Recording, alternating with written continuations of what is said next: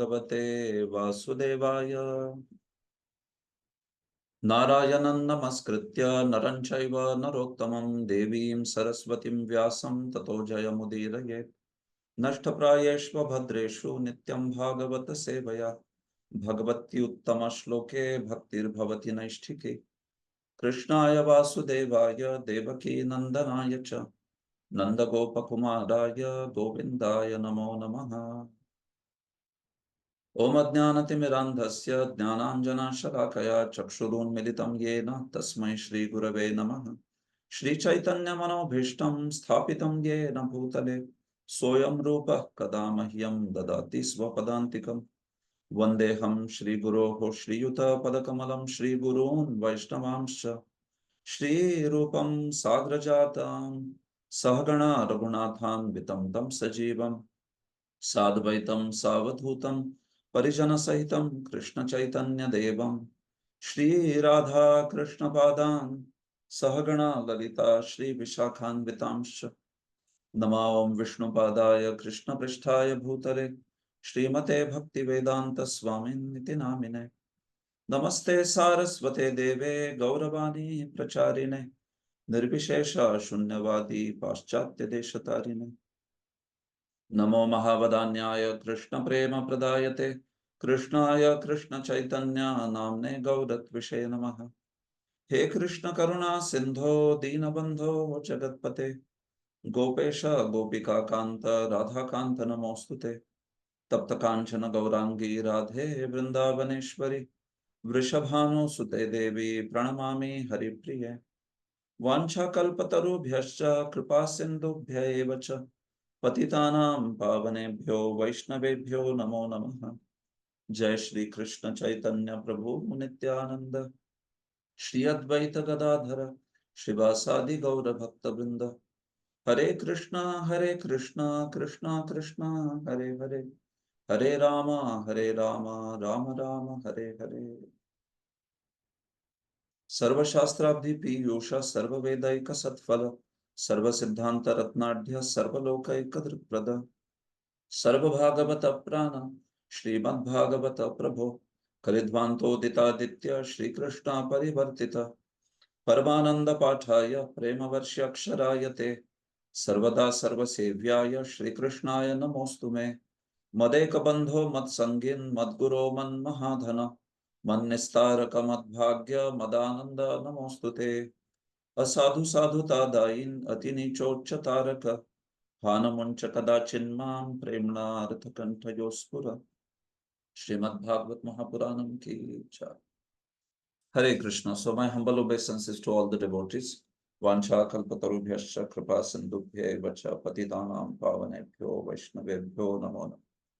So thank you so much for joining in this course, which is 11th cantos, a systematic study of Srimad Bhagavatam 11th canto. Today is also a very auspicious occasion to begin, and today is the day of Sharad Purnima, the pastime, the most wonderful pastime of Shri Krishna, the most exalted pastime of Rasa Leela. And Srimad Bhagavatam is that scripture which has revealed, which has manifested the glory of this particular pastime, and in general, all the wonderful pastimes of Shri Krishna. 10th canto, as we know. So we are beginning this study of 11th and 10th canto also tomorrow. Some of you are also going to join that course. So both these cantos, 10th and 11th cantos, which are like very major cantos in Srimad Bhagavatam. So we embark on study of these cantos, and we really seek the blessings of all our Gaudiya Vaishnava Acharyas and Srila Prabhupada and all the Gurujanas right now, the Vartamana Acharya Vrinda, so that our effort to study these cantos of Srimad Bhagavat and nourish ourselves with bhakti, that is made successful. So I wish you all also a very happy and Krishna conscious Kartik Mas, Damodar Mas, as we know it. May this Damodar Mas bring in a great happiness and nourishment in your Krishna conscious life.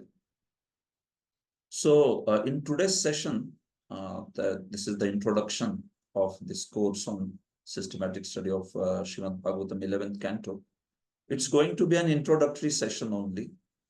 Today we are not starting the chapter, first chapter of 11th canto. Yes, but in this introductory session, we will certainly discuss some very important things. So in the beginning, I just want to tell that how we will proceed typically in the sessions is that I will speak for around 50 minutes, 45 to 50 minutes, 50 to 55 minutes around. And then I open it for question answers. So around half an hour you can expect in every session for question answers, because we have many devotees who are joining these sessions. So probably there will be a lot of questions. But initial, just want to make sure that whatever is intended to be covered in a session. So initial, almost like 50 to 55 minutes I will speak. And then if you have questions coming up during that discussion, please note them down. And in the end, when the floor is open for question answers, you may ask those questions. So that's how we want to proceed. In today's session, I just have a small presentation that I have made for today's session. So I'll just share that with all of you. Yeah, Hare Krishna.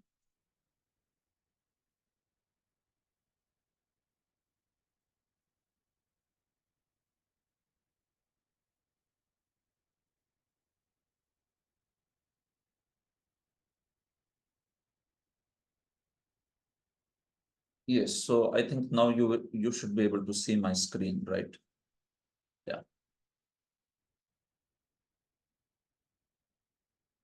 Yes. So this is the course, systematic study of Srimad Bhagavatam, 11th canto. And this is based on the commentaries of previous acharyas of Gaudiya Sampradaya. Primarily in this particular study of 11th canto that we are having, we will be focusing on the study in the manner of commentaries, actually, commentaries of previous acharyas, especially the Sanskrit commentaries. We will also cover some of the points from purports that are given to 11th canto by Srila Prabhupada's disciples. Yeah. So, but it is a study which is comprehensive, coming from various points of the commentaries and also some points from the purports of Srila Prabhupada's disciples. So, noted that this is like a comprehensive study. It's not like line by line study of Prabhupada's disciples' purport or anything like that. Although I may certainly take up some points from there and discuss. But you will also see a lot of discussion from commentaries of Sridhar Swami, Vishwanath Chakravarti, Jiva Goswami, all of them. Yes. So in the beginning, we offer our respectful obeisances to 6 Goswamis of Vrindavan, especially headed by Srila Rupa Goswami. As followers of Sri Gaudiya Sampradaya, we are followers of Rupa Goswami, Rupa Anugas. And in following Rupa Goswami, we are also followers of further acharyas and Srila Prabhupada, who extensively preached this message of Gaudiya Vaishnava Sampradaya throughout the world. So we seek the blessings of 6 Goswamis, Rupa Goswami, Sanatan Goswami, Srila Raghunath Das Goswami, Srila Raghunath Bhatta Goswami, Srila Jiva Goswami, and Srila Gopal Bhatta Goswami. The 3 Sanskrit commentators, whose ideas which will be primarily discussed in this course. So these are Srila Sridhar Swami, Srila Jiva Goswami, and Srila Vishwanath Chakravarti. So you can see these personalities, how they have commented quite extensively on Srimad Bhagavatam in the upcoming sessions, you will see. And we owe a very great debt to these personalities. Apart from them, there are also 7 or 8 more commentators whose commentaries are available and they are compiled into one file that I have shared with all of you. Devanagari, Sanskrit Devanagari commentary file.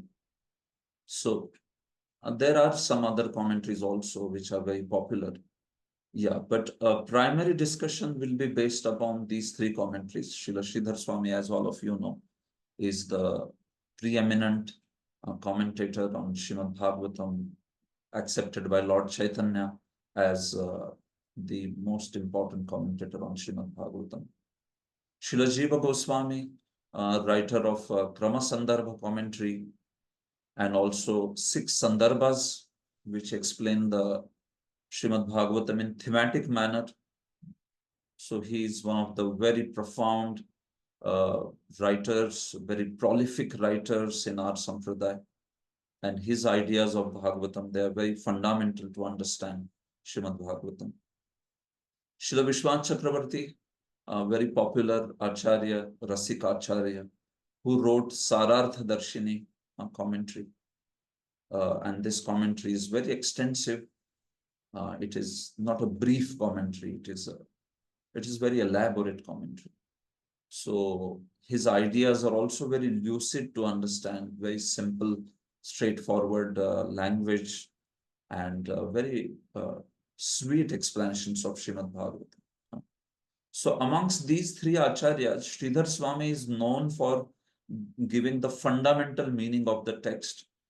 His ideas, they remain pivotal for any other explanation by any other acharya.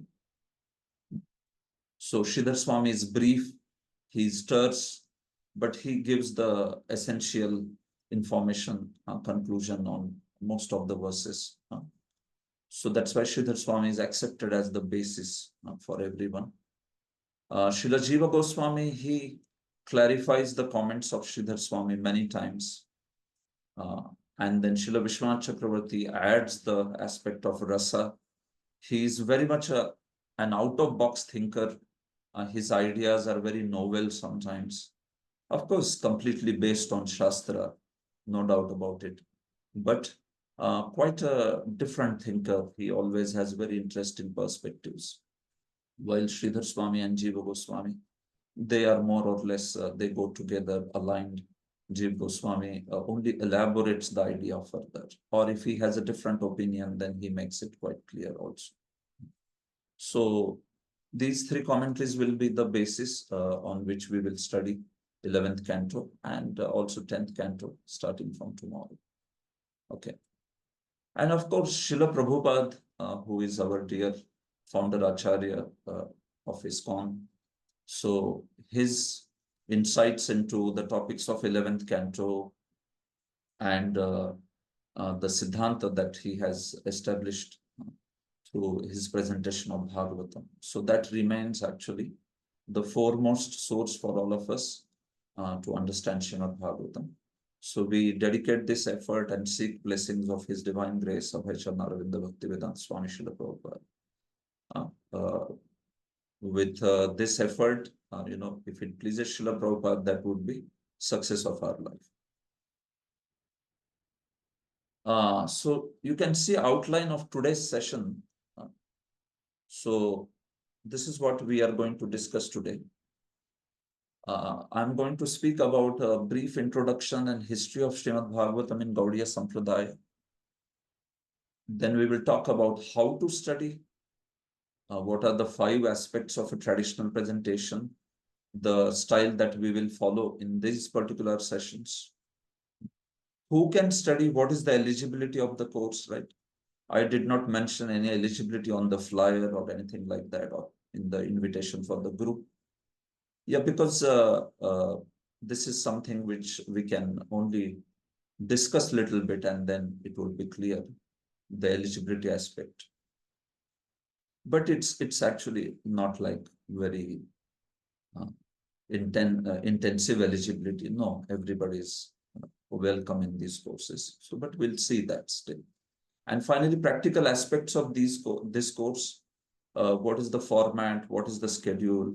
And any other considerations if they are there.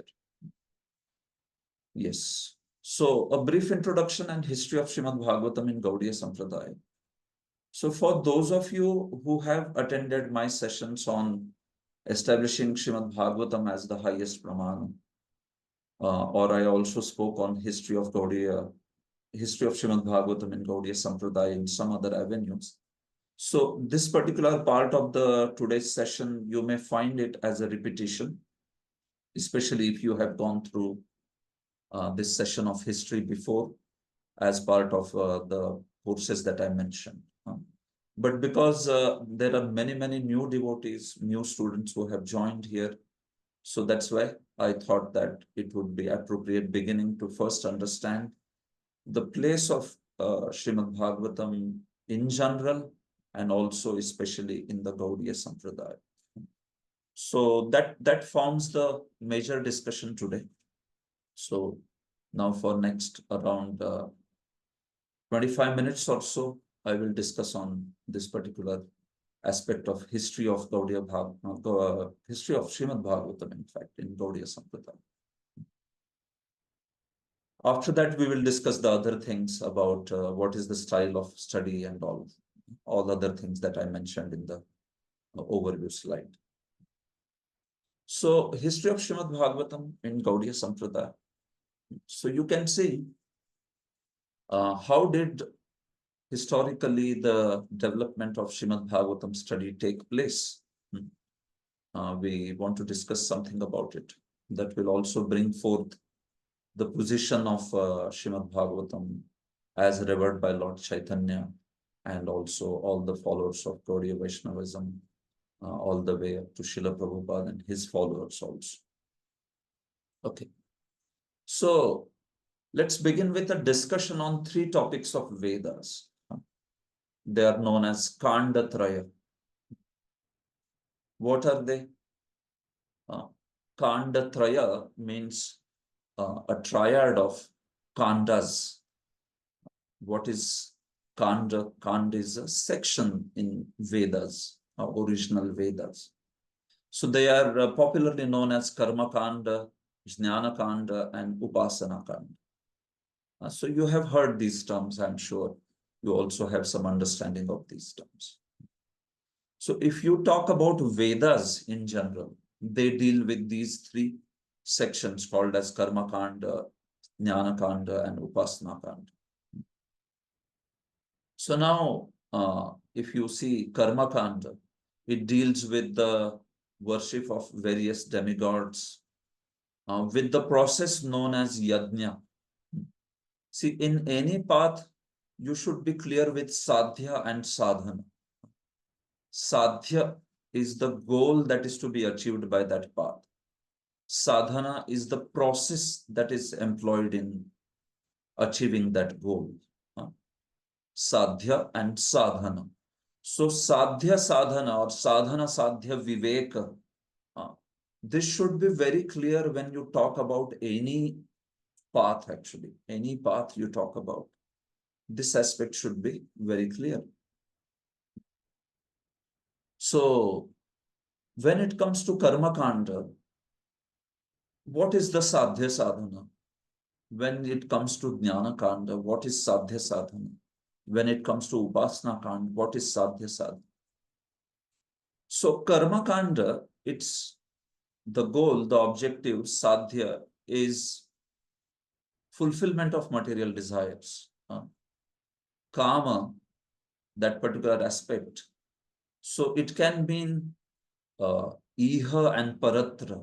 It can mean material desires in the material world, in this world, or it can also mean attaining a destination after the death, post-mortem destination. So Karmakand, it has a goal of achieving Swarga, heavenly planets. And in this world, it has goals of achieving various material desires. Material desires like gaining progeny, gaining rains, whatever, n number of things, gaining wealth, good health, all these desires. So Karmakand, it directs one to fulfillment of those desires. And the sadhana, the process for which for this karmakand is the yajnas. You perform the sacrifices. Yajna vidhi. So that's how karmakand sections are filled with these yajna vidhis.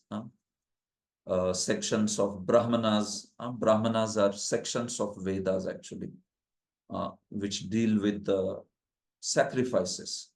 By Brahmana, I don't mean Brahman, Kshatriya, Vaishya, Shudra, not the Varnas, but I mean the section of books called as Brahmana.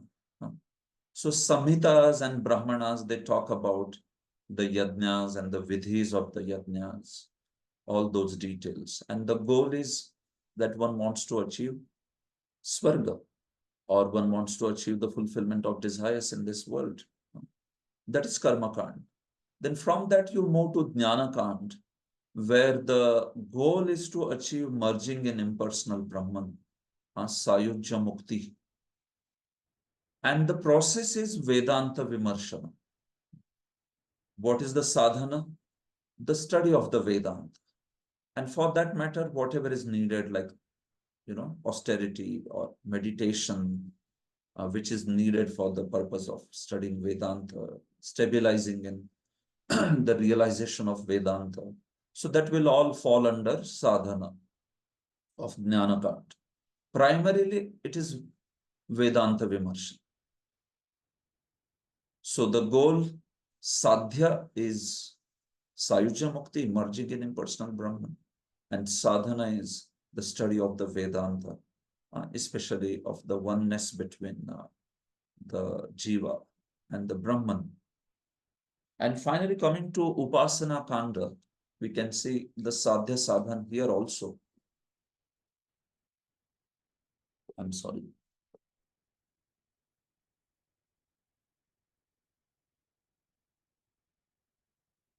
Just give me a minute. Okay. So finally, Upasana Kanda, here we see that Sadhya and Sadhana. So here, the sadhana is the worship actually, the worship of the deities, literally. Upasana Kand has worship of the deities. There is no deity worship in Karma Kanda really, strictly speaking. If you are worshipping deities by the process of Pancharatra or Tantra or whatever it is primarily falling under Upasana Kanda. So in today's world, what we see may be combination of Karma Kanda and Upasana Kanda and many other things. But especially the worship of deities, Ija, and meditation on the deities, that's the process of Upasana Kanda. And this can involve worshipping Lord Krishna, Lord Vishnu, other Vishnu Tattvas, or even the demigods. All that will fall under Upasana Kanda. The best, the highest of Upasana Kanda is considered worship of Lord Vishnu, Lord Krishna. But Upasana can also include the worship of the demigods. And what's the purpose? The purpose of Upasana Kanda also can vary. It can be material fulfillments, or it can be a goal which is liberation, achieving mukti, or it can be a goal which is bhakti. In Upasana Kanda, there can be multiple goals. It depends on which Upasana is being done and what is the attitude while doing the Upasana. So, Karma Kanda and Upasana Kanda, within them, the differences of process, sadhana especially. As I said, Upasana Kanda has the sadhana of deity worship and also all other aspects pertaining to deity worship. And then the goal also here can be something like mukti, or if it is Vishnu Bhakti, then the goal is bhakti, attaining prema, love of Godhead. So that's all. So these are the three topics of the Vedas, and Vedas primarily they talk about these three things. Everything under Vedas can be put into these three categories. So especially now various sections of the Vedas, they take up various topics of these kandas. If you see something like samhitas in the Vedas or Brahmanas, they discuss karma kand section. The Upanishads, they discuss the Jnana Kand, and especially the Puranas, Pancharatras, Agamas, they discuss the aspects of Upasana. Of course, it is also there in some of the other sections of the Vedas, but Upasana is primarily elaborated upon in the Vedas and in the Puranas and Pancharatras and all these places. So that's how this whole gamut of Vedic literatures, it deals with the different kandas. So now, if you come to Upanishads, typically, they discuss Jnana Kanda. Amongst these kandas, Jnana Kanda is considered usually the highest. Jnana Kanda is considered to be the final portion of the Vedas, right? Vedanta, you must have heard. Vedanam antaha saha Vedanta. It's considered to be the conclusion of the Vedas. Of course, someone can say that Upasana Kand should be considered as highest, is it not? See, within Upasana Kand, if you take Krishna Bhakti or Vishnu Bhakti, then it will become higher than even Jnana Kand. So a specific application of Upasana Kand can be considered higher than Jnana Kand. But in general, Jnana Kand is considered higher if you go by general definitions. And that's why Upanishads discuss Jnana Kand. Samhitas or other Brahmanas may discuss Karma Kand or may discuss parts of Upasana Kand, but Upanishads discuss Jnana Kand. And that's why they are considered to be the highest amongst the followers of the Vedas, the students of the Vedas, the Vedanta section.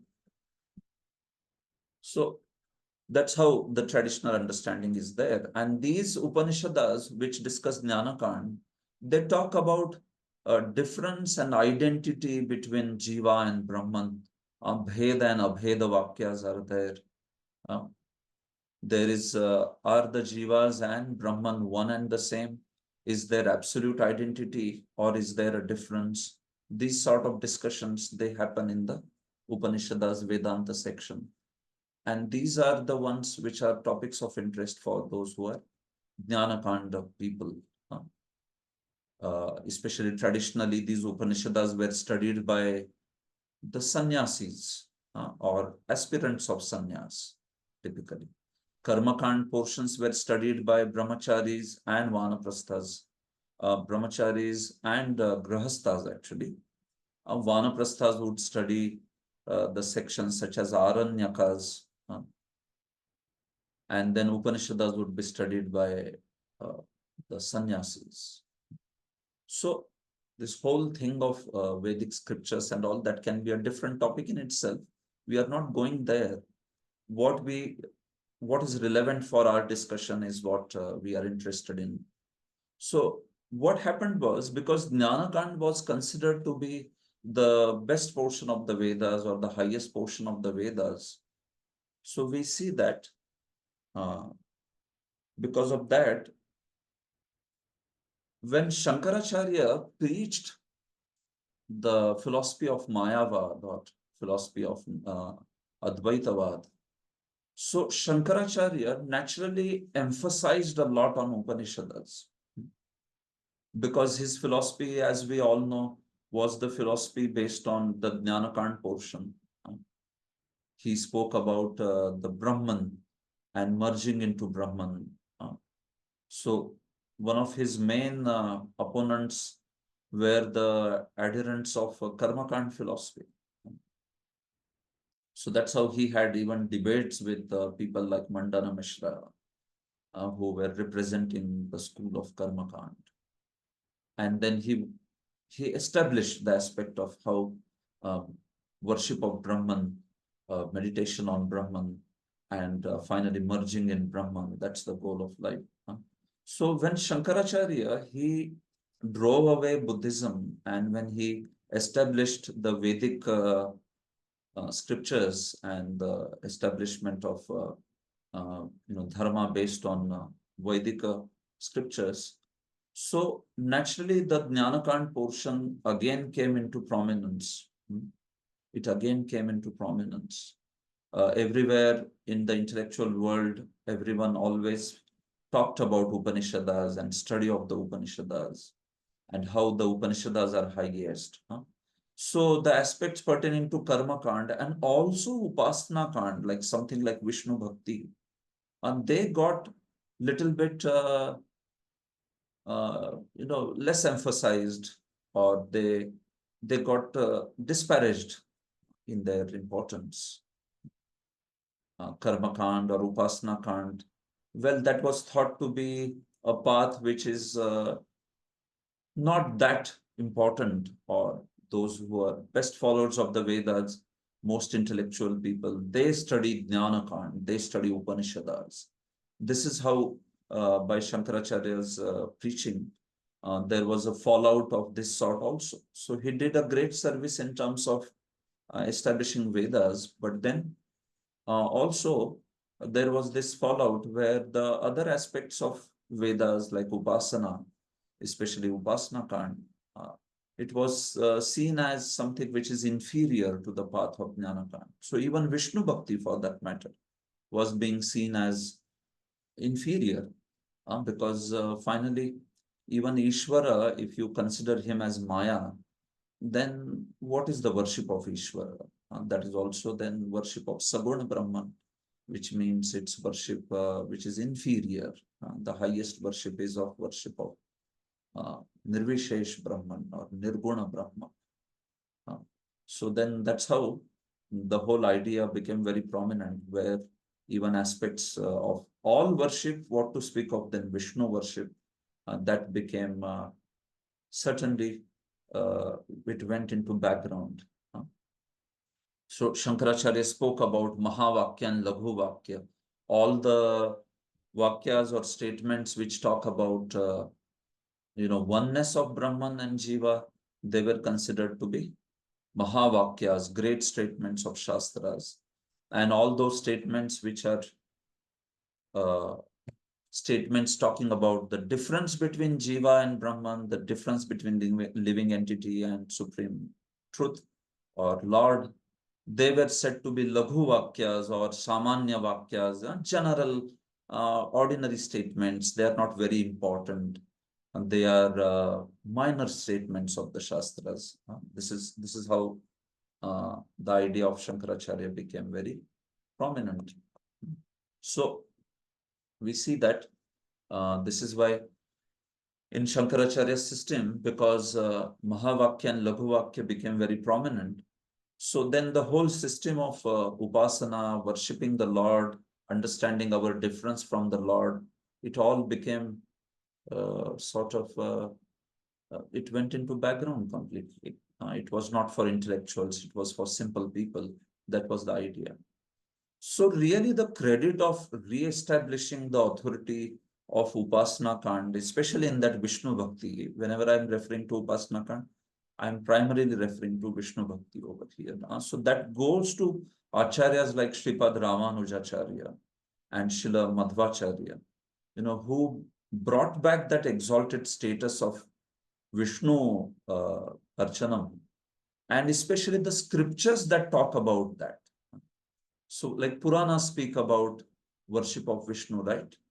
So then they brought back the glory to the Puranas and also Srimad Bhagavatam. If you see, Jnanakand is discussed in Upanishads. So naturally, in Shankaracharya's time, Upanishads came to great prominence. They were always prominent, but especially with the fierce preaching of Shankaracharya, even something like Vishnu Bhakti, which was going on, but still it became little bit driven to the background. So that's why when Ramanujacharya came, this is in the 11th century, Ramanujacharya came. So when he appeared, Shankaracharya is considered to be in the 8th century, 788 to 820 AD. That's the most accepted timeline for Shankaracharya. And Ramanujacharya appeared in 11th century, 1016, sometimes 1020 AD, they say. So Sripad Ramanujacharya, he worked very much on this whole aspect of re-establishing the worship of Supreme Lord Sri Vishnu Narayana. So Sri Sampradaya is very popularly known for great teachings of Sripad Ramanujacharya, right? So Shankaracharya, he especially has quoted from Puranas in his works.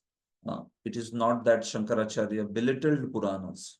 No, he certainly emphasized Upanishads and the message of Upanishads, but he has accepted Puranas certainly as the bona fide source. In fact, this idea of Shruti Smriti Nyaya, that is Shankara, it's coming from Shankaracharya, right? The Prasthantraya, three kinds of authentic scriptures. Shrutis, which means the original Vedas. Smritis, which means the Puranas and Pancharatras and Mahabharata, Ramayana. And finally, Nyaya, which means Vedanta Sutra. So all these three are considered to be authentic scriptures on which any follower of the Vedas can base his philosophy. So this system is given by Sripad Shankaracharya. So he accepts all the Puranas and everything. So in his Bhashyas also, he has quoted from Puranas. In his Bhagavad Gita Bhashya, he has quoted from Puranas. Even in his Vishnu Sahasranama, he is quoted extensively from Puranas. So he accepted the authority of the Puranas. But the message was prominently talking about merging into Brahman. So naturally, that was seen as the goal, and all other paths like Vishnu Bhakti and all, they were supposed to drive to that goal, right? That's how he gave even Panchopasana.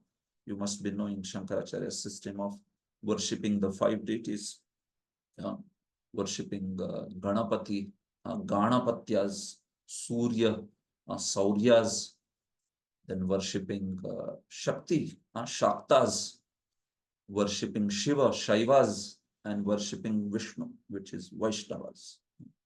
So even in Panchopasana system, there is Vaishnavas, but they are known as Smarta Vaishnava.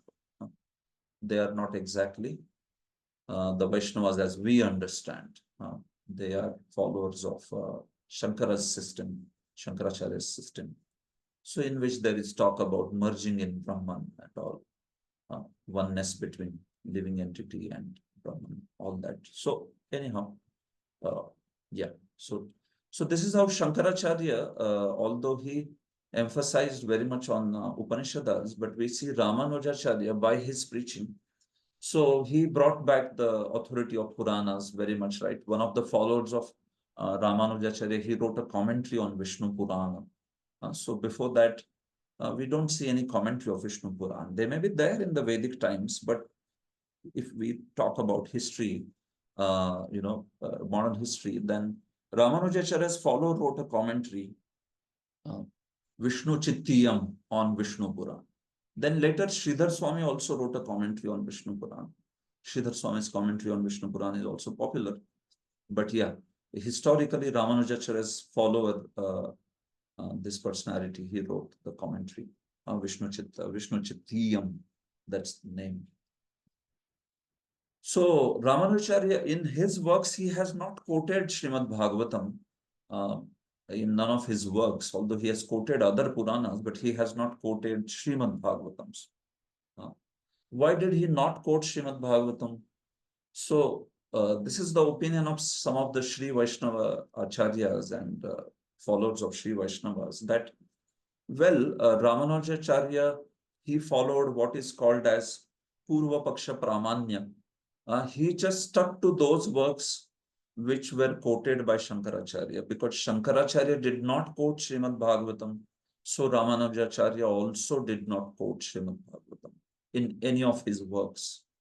As far as we know, he has not quoted Srimad Bhagavatam, although he has quoted other Puranas. So because Shankaracharya never quoted Srimad Bhagavatam, so he just wanted to stick to those Purva Paksha, which means the opponent scriptures, and still refute his idea. So Ramanujacharya used exactly those scriptures which were quoted by Shankaracharya and worked on refuting the ideas of Shankaracharya. That's how this is there. So we see that in Ramanujacharya's works, that's why Srimad Bhagavatam, especially in his works, later there are commentators from Ramanuja line who have commented on Srimad Bhagavatam. We will see all this as we go ahead in the course. There is Shuka Pakshiyam commentary by Sudarshan Suri, who is a Sri Vaishnava Acharya. Very popular Bhagavat Chandrika by Veera Raghava Acharya. Uh, so there are many commentaries like that in Sri Vaishnava also on Bhagavatam. But we are talking about especially Ramanujacharya himself that way. So Shankaracharya did not quote Srimad Bhagavatam because Jiva Goswami mentions in Tattva Sandarbha that he did not want to touch Srimad Bhagavatam, which was the Amal Purana. He thought that although he has been empowered by the Lord to misconstrue the Shastras, but then he did not touch Srimad Bhagavatam because that was the most beloved Shastra. He did not want to invite wrath of the Lord by touching that scripture. Although Shankaracharya has not quoted Bhagavatam, but he has glorified the pastimes mentioned in Bhagavatam in his works such as Govindashtaka. So he has indeed referred to the pastimes in Srimad Bhagavatam. So that's how we see that he has glorified Bhagavatam in some way, but he did not directly quote from it to substantiate his Mayavad Siddhanta. So that's why Ramanujacharya also did not touch Srimad Bhagavatam.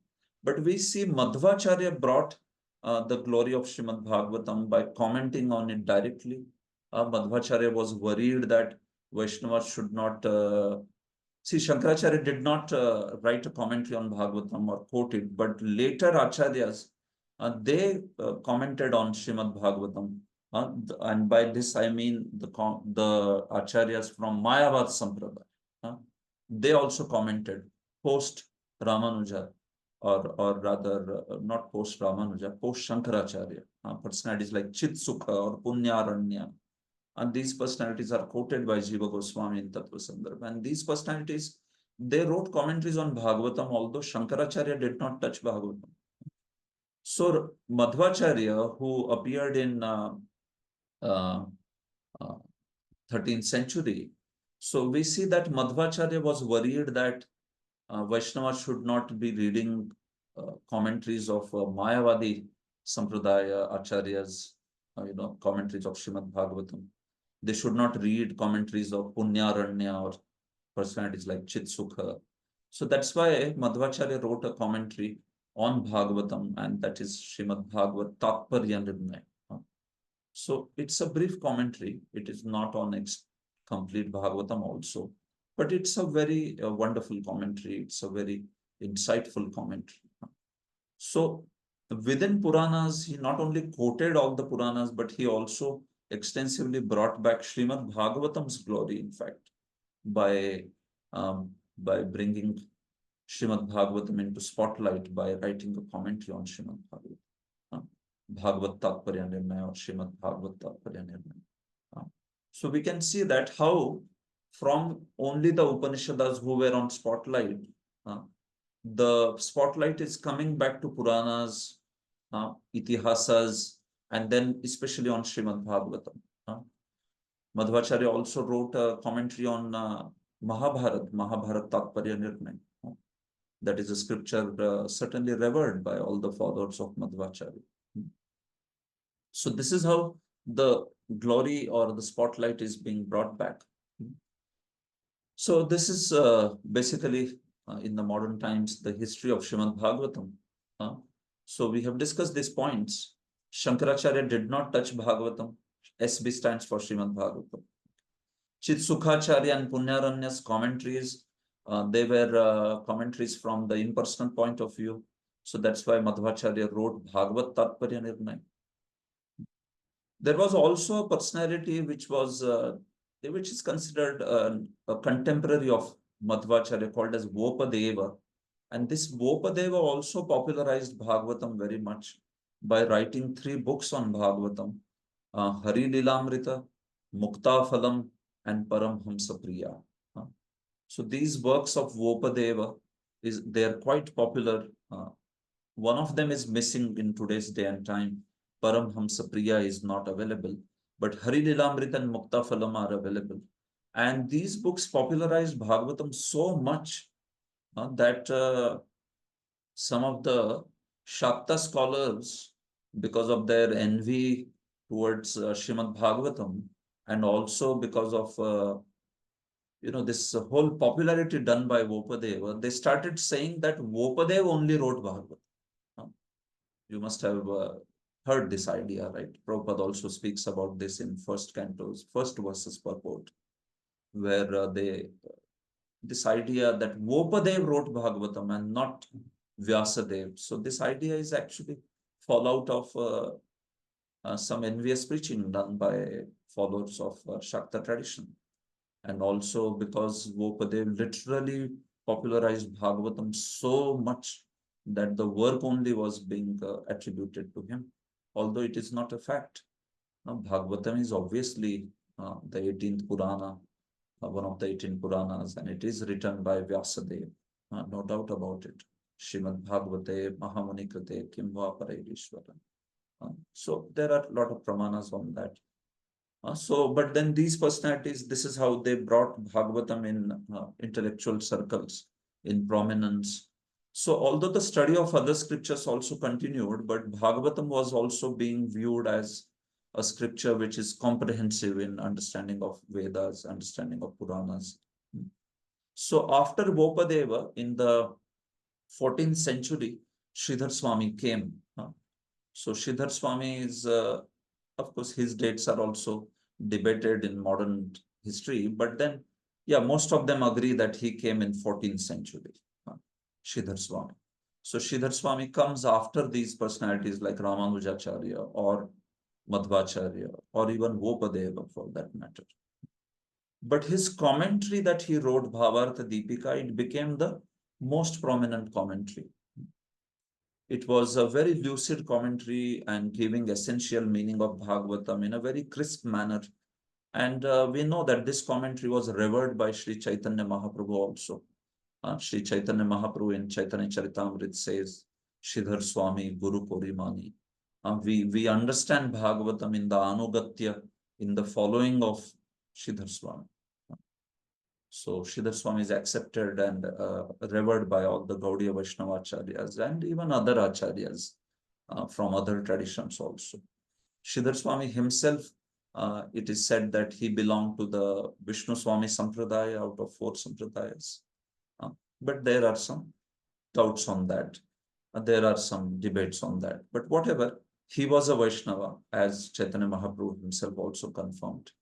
Sridhar Swami resided in Varanasi. He came from Utkala and he resided in Varanasi. And he was worshipper of deity of Lord Ramachandra and also Bindu Madhava there in Varanasi. So Sridhar Swami himself mentions these things in the beginning of his commentary. So anyhow, Sridhar Swami's commentary became the most prominent, and taking the base of this commentary, Sri Chaitanya Mahaprabhu also very much propagated and popularized the study of Srimad Bhagavatam. In fact, in Sri Gaudiya Sampradaya, as all of you know, we accept Srimad Bhagavatam as the highest Praman. So this verse from Chaitanya Mata Manjusha by Srila Srinath Chakravarti, Aradhyo Bhagavan Vrajesha Tanayastadhama Vrindavanam Ramya Kachita Upasana Vrajabadhu Vargena Kalpita Srimad Bhagavatam Pramanam Amalam Prema Pumartho Mahan Sri Chaitanya Mahaprabhu Matamidam Tatra Dharana Para. So Sri Chaitanya Mahaprabhu's followers, they accept Srimad Bhagavatam as Pramanam Amalam. So we accept this as the highest Praman, as Mahaprabhu taught us. And this is also corroborated in other scriptures. Padma Puran says, Puraneshu tu sarveshu Srimad Bhagavatam Param Yatra Pratipado Krishno Giyate Bahudarshibhi. Padma Puran declares Bhagavatam as the highest amongst all the Puranas. Puraneshu tu sarveshu Srimad Bhagavatam Param. All these references are there. They are quoted by Jiva Goswami and all the personality. Garud Puran also accepts Bhagavatam as the highest amongst the Sattvic Puranas. And Sattvic Puranas are anyway considered highest amongst all the Puranas. So that Puran which is considered highest amongst the Sattvic Puranas, that is considered the best of all Puranas, obviously. So even Garud Puran, Arthoyam Brahma Sutranam, Bharatartha Vinirnayaha Gayatri Bhashya Ruposau, Vedartha Paribrahmata, Ashtadasha Sahasro, Purana Nam Samarupaha. It is said to be Purana Nam Samarupa. Amongst the Vedas, Sama Veda is considered the best. Similarly, amongst the Puranas, the Sama is Srimad Bhagavata.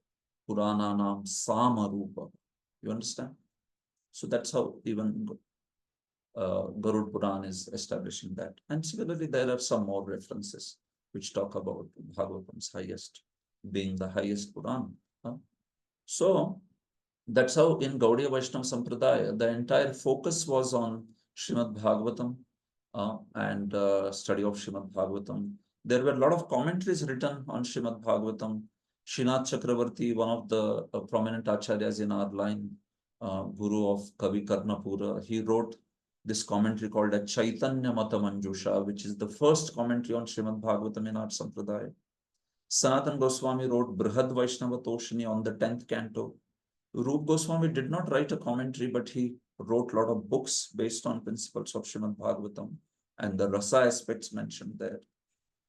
But especially the aspect of establishing Srimad Bhagavatam in intellectual circles and in Vrindavan and in especially making it popular amongst the scholars, that credit goes to Srila Jiva Goswami. He was the one who established it. So Jiva Goswami, he had this intellectual challenge of establishing the philosophy of Gaudiya Vaishnava Sampradaya after Lord Chaitanya's passing away, Lord Chaitanya's completing his pastimes. But because Chaitanya Mahaprabhu accepted Bhagavatam as natural commentary, so he could not write a commentary, Jiva Goswami, he could not write a commentary on Vedanta Sutra, because Bhagavatam was accepted as natural commentary on Vedanta by Sri Chaitanya Mahaprabhu. So Srila Jiva Goswami, he needed to establish his philosophy based on Vedanta, but he cannot write a commentary on Vedanta Sutra, because natural commentary, Bhagavatam is accepted as a natural commentary. So he did not write the literal commentary on Vedanta. But then how do you establish your Sampradaya without writing a commentary on Vedanta? So that's why he accepted this challenge of keeping fidelity with Lord Chaitanya Mahaprabhu, Sri Chaitanya Mahaprabhu, that you don't write a separate commentary on Vedanta Sutra, but at the same time, give the foundational teachings of Sampradaya and show it on the basis of Vedanta, establish the intellectual standard. So he did this by writing 6 Sandarbhas, where he connected Srimad Bhagavatam to Vedanta. So it accomplished all the 3 purposes. He kept the respect to Lord Chaitanya Mahaprabhu's words, established Bhagavatam as highest, and also showed that Gaudiya philosophy is based on Vedanta. So this is all a whole study of Sandarbhas and all that. It's a field in itself. I'm just trying to give you an understanding with what motivation he did writing of Shat Sandarbhas and all. So he could not write a commentary on Vedanta Sutra because Mahaprabhu said Bhagavatam is natural commentary on Vedanta. You don't need another comment. But at the same time, you have to show that your Sampradaya is based on Vedanta. So that's how he wrote these Sandarbhas, which show that how Bhagavatam is explanation of Vedanta Sutra. And this Bhagavatam is the basis of Gaudiya Vaishnavas and the philosophy of Gaudiya Vaishnavism. Okay. So that's how. So he connects it to Vedanta Sutra and Sandarbhas. Vedanta Sutras have 4 adhyayas and there are 6 Sandarbhas. So the first 2 adhyayas of Vedanta, they talk about Sambandha, Tattva. The 3rd adhyaya of Vedanta talks about Abhidheya, and the last chapter of Vedanta, adhyaya of Vedanta, talks about Prayojana. And these Sambandha Videya Prayojana, Jiva Goswami connects to Sandarbhas also. First four Sandarbhas discuss Sambandha Gyan. Then fifth Sandarbha discusses the Prayojana. And the sixth Sandarbha discusses, fifth discusses Abhidheya. And then the sixth one, Preeti Sandarbha, discusses the Prayojana. So that's all. All right. So this Jiva Goswami's contribution is very special. You know, he basically taking the verses of Srimad Bhagavatam, he has woven a beautiful tapestry of Gaudiya Vaishnava Siddhanta. GVS stands for Gaudiya Vaishnava Siddhanta. So that's what Sandarbha means. Sandarbha literally means embroidery, or Sandarbha means a tapestry. So this tapestry of Gaudiya Vaishnava Siddhanta is woven. This embroidery is made by taking the threads of Srimad Bhagavatam's verses. That's what is Sandarbha. Of course, that's the, we can say, etymological meaning. There are different meanings. We will learn about this. There is meaning by Rudhi, meaning by yoga, yoga Rudhi, conventional meaning, etymological meaning, or a combination. So anyhow, Sandarbha, going by the word etymological, dribh kumpane, it has this dhatu called as dribh, which means to weave, kumphan, like that. So that's all. So Sandarbhas discuss Bhagavatam in thematic manner instead of systematic. So systematic is going verse by verse, and thematic is taking themes, like Brahman, Paramatma, Bhagavan. These are being discussed. These are various themes. So Paramatma Sandarbh discusses Paramatma. Bhagavad Sandarbh discusses Brahman and Bhagavan. So these are themes. This is called thematic study. What we are doing in 11th canto study is systematic study. Go verse by verse, text by text. So Srila Jiva Goswami's Sandarbhas are a thematic study. And he had learned this approach based on Paninian grammar that he had studied. So he studied whole entire Bhagavatam in a thematic manner and produced these Sandarbhas, which is a thematic study. It was much better than any of the previous efforts like Muktaphalam of Vopadeva. He also wrote a Tika explaining these Sandarbhas, Tika called as Sarva Samvadini. In fact, his contribution is so great that he has almost written 4 lakh verses, content that can come to almost 4 lakh Anushtupas, Anushtup Chandas.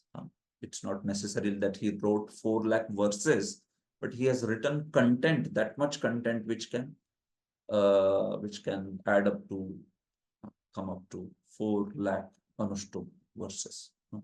This way. He also wrote systematic commentaries on Bhagavatam, text by text, especially Laghu Vaishnava Toshani, Krama Sandarbha, and Brihat Krama Sandarbha. These are the ones.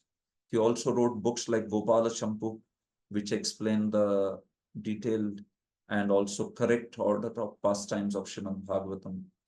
Sometimes Shukadev Goswami changes the order of the pastimes, but Jiva Goswami speaks the right order of the pastimes. Why Shukadev changes the order? It is out of ecstasy, it is out of Premon Madha. But Jiva Goswami corrects those Bhagavatam's order of the chapters, especially 10th canto, and he provides them in Gopal Champu. All right. So after Jiva Goswami, then there is a great establishment of Srimad Bhagavatam in intellectual circles, and a flurry of commentaries came in.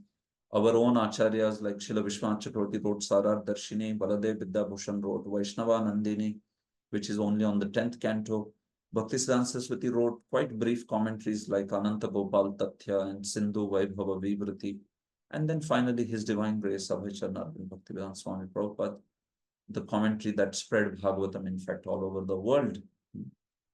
So we are very grateful to Srila Prabhupada for writing this English commentary on Bhagavatam and thus making it accessible to the whole world, creating a revolution, in fact. So his presentation is very unique. Prabhupada not only explains the philosophical ideas behind the text, but also the application, societal application, personal application, preaching application in today's world. difference between Prabhupada style and Acharya style. As we go ahead, we will talk about it more. But the point is that Prabhupada's presentation combines the aspect of application and also philosophical explanation, exposition. So this is how Bhagavatam has come to all of us. And it's revered by our Sampradaya, revered by our Acharyas, revered by Sri Chaitanya Mahaprabhu himself, who is none other than Supreme Lord Sri Krishna. And it is painstakingly given by our Acharyas to us. Srila Prabhupada himself wrote, spent sleepless nights giving conclusions of Bhagavatam. So we take this opportunity to study Bhagavatam, seriously, especially 11th canto and 10th canto. These are the major cantos. So this is how we can see Bhagavatam is coming to us. So now, very quick discussion. I will stop in now 5 minutes. Today, today somehow I'm not able to stop at this point because these 2-3 slides are there. But yes, I will just end now and then take questions. So how to study?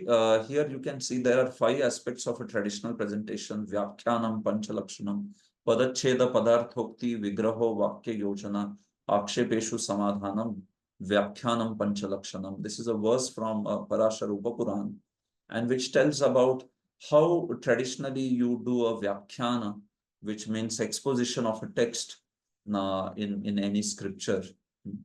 So there are 5 characteristics in that. Padached, you separate the words of the Sanskrit text. Padarthokti, state the meaning of the words. Vigraha, you do the analysis of nominal compounds. Vakya Yojana, you construct the entire text. And finally, Akshepeshu Samadhanam, the answering of objections. So this all, as we are going ahead in text, it will become very clear to you. And don't worry about this. What is this Vigraha? What is this Vakya Yojana? And what is an Akshepa? We will demonstrate all this while we proceed through the study of the text. But these are like basically traditional 5 steps in which we study the text, any Sanskrit text, and scripture containing many texts. So that's how. Who can study this course? Eligibility? Well, we talk about the spiritual eligibility. It's just the sincere desire to hear. Shushrushu, right? That's how Bhagavatam itself, in the beginning, 2nd verse itself, it is inviting anyone who is a Shushrushu, desirous of hearing. That's it. If you have a desire to hear, then Bhagavatam is welcoming you. This subject matter is heard with Shraddhaya, Shinvatah Shraddhaya Nityam Granatascha Svacheshtitam. Shraddha, the faith is needed. The regularity, the Nityam aspect. So regularly attend these classes and just don't, keep it regular. If you come once in a while, then you don't get any link. You're not aware of the topic before or later. So keep the regularity. It is important. So this I'm speaking on the basis of Bhagavatam itself. Bhagavatam's verses, they describe these qualifications, right? You know all these verses. Nityam Bhagavata Seva and all that. And Shushrushu, Prabhupada translates also as attention and submission. So we are very attentive and we also want to apply this in our life. So that submission is the aspect which shows the attitude to hear Bhagavatam and also apply it in the life. So Shushrushu takes a deeper meaning in that sense. Although Shushrushu can mean anyone who is desirous of hearing, it also means anyone who is very attentive and submissively trying to follow the process. How much prior knowledge is expected of other cantos? See, expect prior knowledge of Shastra. What is expected is you have thoroughly studied Bhagavad Gita, which I think most of you have certainly. And knowledge of the contents of previous cantos of Bhagavatam, at least by hearing cursorily, if not by studying. I hope that you at least know the contents of previous cantos of Bhagavatam by hearing in Srimad Bhagavatam classes or hearing in some Bhagavatam study circles, or you may have read on your own. So That's the point. At least cursorily, you are aware of these contents, even though you may not know them very systematically, and you may not have studied them exhaustively. But if you are just not aware only of Bhagavatam, nothing from any first canto or anything like that, still you could attend these courses, but then you may find difficulty because if some topics are coming up which are already discussed in prior cantos, then you may feel like, okay, uh, I'm not aware of these. So although whatever is needed to the discussion, I will certainly discuss it here, although it may be topic of prior canto, whatever is needed to the understanding of text, we will do that. But yes, I expect this much, that you have at least cursorily known what is there in Bhagavatam where. So then this course will be very easy for you, very helpful for you also. And finally, one who is ready to study systematically, text by text in detail, without rushing hastily to summarize or overview kind of study. And this is going to be a very rigorous, detailed study. So please, if you are expecting it to be just some kind of overview or just summary, that's not how it is going to be. We might spend good amount of time on one single text. Wherever there is not much commentary, not much to discuss, we will go very fast also. But wherever there is discussion, we will take the discussion in some details. So if you are ready to move with that kind of speed, which is elaborate, and speed which is allowing that kind of exhaustive treatment, then you will be very happy with this course. Anyway, I have also shared the schedule with all of you. So take a look. You can see how many sessions we are giving for how many verses, and how, especially chapter wise, it is chapter wise. So you can just get an idea that, okay, how we are going to study this. You can see module, there are 3 modules in this course, and 3 modules discuss chapter 1 to 5. First module, approximate number of sessions, 26. Second session, 6 to 16 chapters and 55 number of sessions. Third session, third module, 17 to 31 chapters and approximate number of sessions, 75 minutes, 75 sessions. So by sessions, I mean this session of 1.5 hours. So that is a session here. So in which typically we will discuss 50 minutes to 1 hour, and then questions. So 3 modules in total, 31 chapters and 156 sessions approximately.